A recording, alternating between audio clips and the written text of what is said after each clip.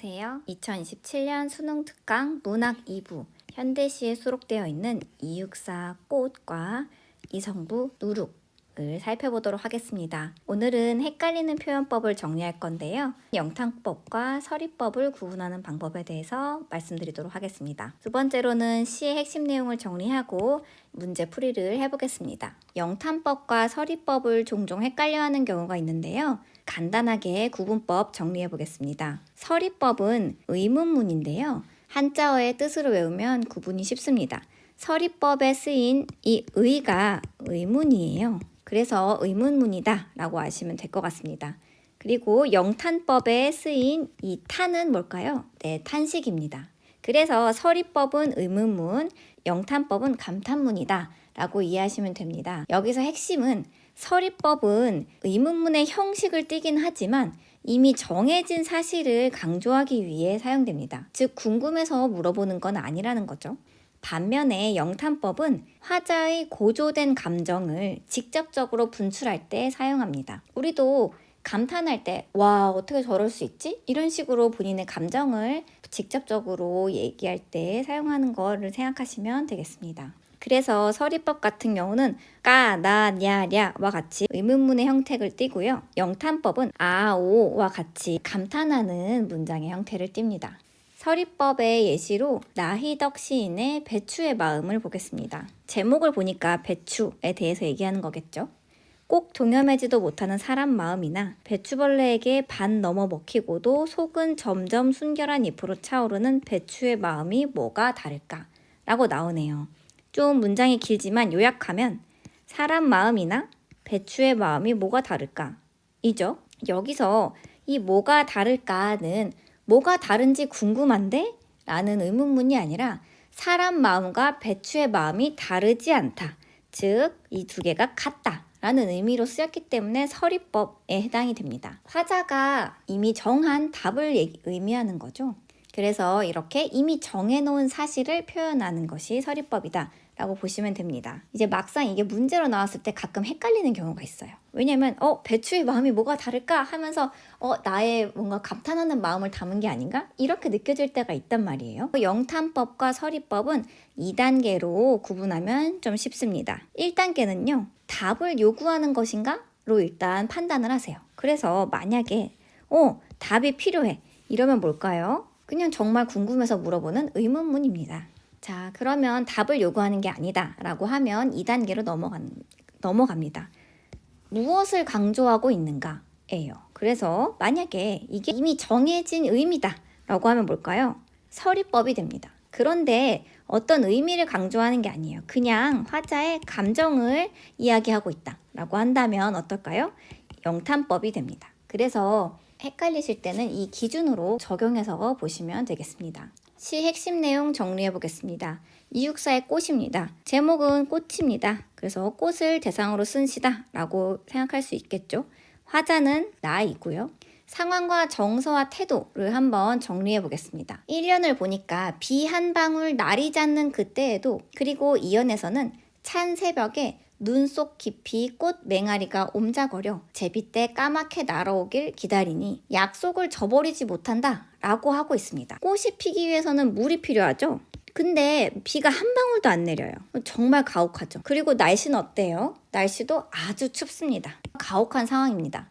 하지만 이런 상황에서도 꽃은 빨갛게 피고 꽃 맹아리가 옴작거려서 약속을 저버리지 못한다. 즉 지킬 수 있게 된다 라고 하면서 역경을 이겨내는 꽃의 모습을 그려내고 있습니다. 그래서 화자의 태도는 긍정적이네요. 이성부의 누룩시를 보겠습니다. 제목을 보니까 누룩이라고 나와 있는데 이 누룩은 술을 만들 때 쓰는 발효제입니다. 근데 뭐 발효제라는 걸 몰라도 그냥 누룩이라는 것에 대한 시구나 하고 넘어가면 됩니다. 왜냐하면 누룩이라는 것에 대해서 화자가 시에서 말을 해줄 거기 때문이죠. 그래서 모르는 시어가 제목에 나온다고 해도 너무 당황하지 마시고 그렇구나 하고 넘기시면 됩니다. 화자는요. 여기서는 명시되지 않았어요. 그래서 누가 말을 하고 있는 건지는 우리가 알 수는 없습니다. 자, 화자의 정서와 태도, 상황은 어떤가요? 2연을 보니까 무릎팍 으깨져도 꽃피는 가슴이라고 하네요. 무릎이 으깨지면 정말 아플 텐데 그래도 가슴에는 꽃이 핀다고 합니다. 가혹한 상황에서 역경을 이겨내는 모습이 보이네요. 그 다음에 또 썩어 문드러져 우리 고향 좋은 물 만나면 덩달아서 함께 끓는 마음을 알겠느냐.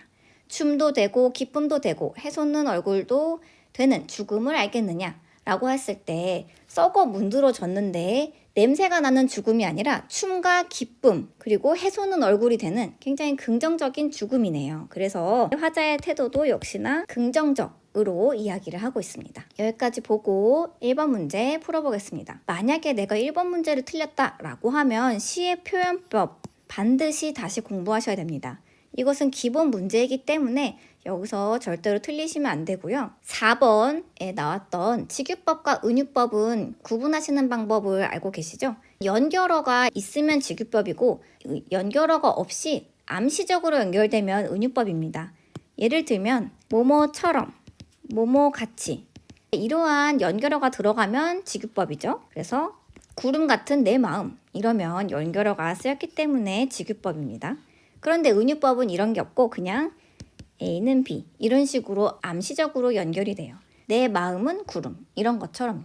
두 가지를 다 외우는 게 좀 헷갈리시는 분들은 하나만 정확히 외우시고 그 다음에 거를 반대다 라고 생각하시면 좀 더 편하실 것 같아요. 2번 문제를 만약에 틀렸다면 시 문제풀이법을 다시 공부를 하셔야 됩니다. 왜냐면 이 문제를 틀렸다면 내 생각에 맞춰서 시를 해석하고 있는 습관이 있다 라고 보시면 돼요. 먼저 선지를 보겠습니다. 선지는 A 플러스 B로 구성되어 있습니다. 선지 1번을 봤을 때 기억은 화자에게 희망을 환기하고 니은은 화자에게 깨달음을 준다 라고 해서 앞에 뒤에 A와 B가 그냥 병렬적으로 구성이 되어 있는 거죠. 이런 문제를 풀 때는 1번 선지 다 읽고 2번 넘어가고 2번 선지 다 읽고 3번 넘어가고 이렇게 하지 마시고 A, B 중에 틀린 것이 있으면 그냥 빠르게 체크하고 다음 걸로 넘어가서 시간을 단축하는 습관을 들이셔야 됩니다. 그래서 이제 기억 꽃을 볼게요. 꽃은 비 한 방울 내리지 않는 때에도 빨갛게 피는 존재입니다. 이 문장에서 화자와의 갈등, 경계, 화자의 현재를 나타나거나 화자와 동일시하는 것들은 어디에서도 나타나지 않습니다. 그냥 꽃에 대해서 얘기하고 있잖아요. 그래서 만약에 이 문제를 틀리셨다라고 하면 내 마음대로 이 시어의 의미를 생각하고 그거에 맞춰서 해석을 하고 있는 습관이 있는 거예요. 그래서 시 문제풀이법을 반드시 다시 공부하셔야 됩니다. 3번은 보기 문제인데요. 보기 문제의 핵심은 주어진 내용에 맞춰서 시에 적용하는 것입니다.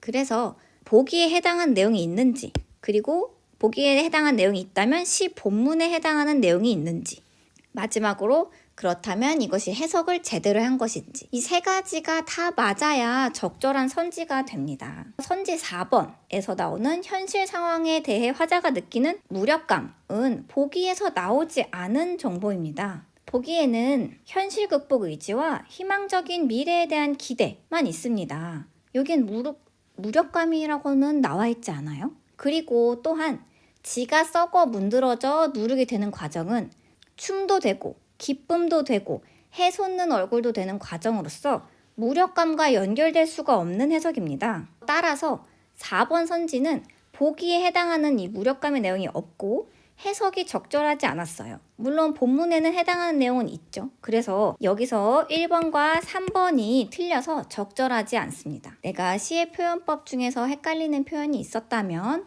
이 기회에 명확하게 정리하시기 바랍니다.